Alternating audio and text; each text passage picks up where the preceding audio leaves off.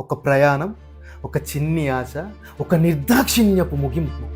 పహల్గం ఉగ్రదాడిలో 28 మంది అమాయకులు బలయ్యారు. వాళ్ళు పోయారు, కానీ మన గుండెల్లో మిగిలారు.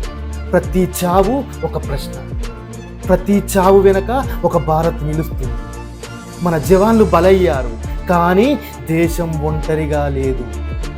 భయంతో కాదు, బాధతో మేము బలపడతాం. ప్రతి బుల్లెట్కి ప్రతీకారం, ప్రతి కన్నీటి బొట్టుకి న్యాయం. ఒక్క బుల్లెట్కి 1000 రెట్ల సమాధానం సిద్ధం.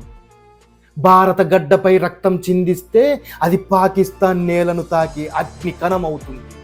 నిరంతరం మౌనంగా ఉండే ఓ శాంతి దేశం చివరికి ఓ భయంకరమైన యుద్ధం అవుతుంది.